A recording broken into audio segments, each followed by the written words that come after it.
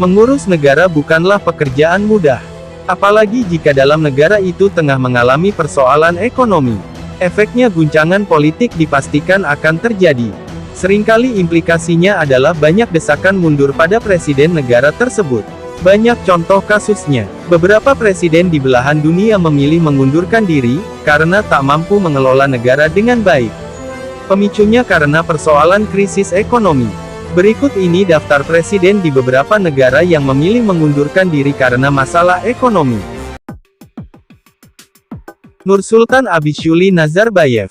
Nursultan Nazarbayev adalah presiden pertama Kazakhstan, sejak bubarnya Uni Soviet dan kemerdekaan negara itu pada tahun 1991, hingga pengunduran dirinya pada 2019.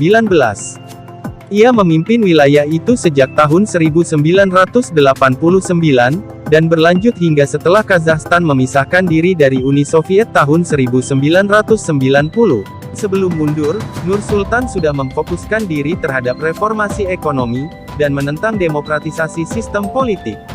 Ia juga sempat memecat beberapa pejabatnya karena ekonomi yang tak tumbuh. Ekonomi Kazakhstan memburuk karena sulit memulihkan keadaan, pasca harga minyak menukik tahun 2014. Kemudian sanksi negara barat terhadap Rusia dan mitra dagang utama menambah buruk keadaan. Nursultan digantikan oleh Kassym-Jomart Tokayev, yang merupakan ketua Senat Kazakhstan. Untuk menghormati jasa-jasanya, nama ibu kota Kazakhstan berubah dari Astana menjadi Nursultan. Robert Gabriel Mugabe adalah Presiden Zimbabwe kedua. Jabatan presidennya dimulai pada tanggal 31 Desember tahun 1987, hingga mengundurkan diri pada tanggal 21 November tahun 2017. Kondisi Zimbabwe sangat buruk di bawah kepemimpinannya. Tahun 2016 lalu, Mugabe menyebut Zimbabwe terkena sanksi ekonomi hingga kesulitan membayar gaji pegawai negeri sipil PNS. Namun beberapa orang mengkritik, kesulitan ekonomi Zimbabwe disebabkan pemerintahan Mugabe yang korupsi. Tak hanya itu saja, tahun 2015 lalu, uang ratusan triliun dalam mata uang dolar Zimbabwe tidak bernilai. Bahkan, 100 triliun dolar Zimbabwe disebut tidak cukup untuk membayar ongkos bus untuk 1 pekan. Karena masalah ini, masyarakat Zimbabwe meminta Mugabe mengundurkan diri. Sempat terjadi kudeta tahun 2017 lalu. Akhirnya Mugabe mengundurkan diri pada tanggal 22 November tahun 2017. Mugabe menyampaikan pengunduran dirinya, lewat surat dan mengatakan alasan dirinya lengser demi kesejahteraan rakyat Zimbabwe dan pemindahan kekuasaan secara damai.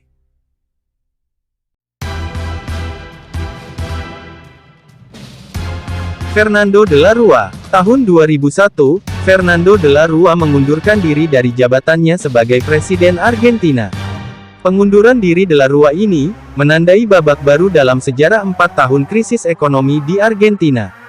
Krisis ekonomi telah membawa negeri Tango itu ke tepi jurang kehancuran, akibat utang luar negeri yang sangat besar. Sampai saat pengunduran dirinya, de la Rúa baru menjalani setengah dari masa pemerintahannya selama 4 tahun.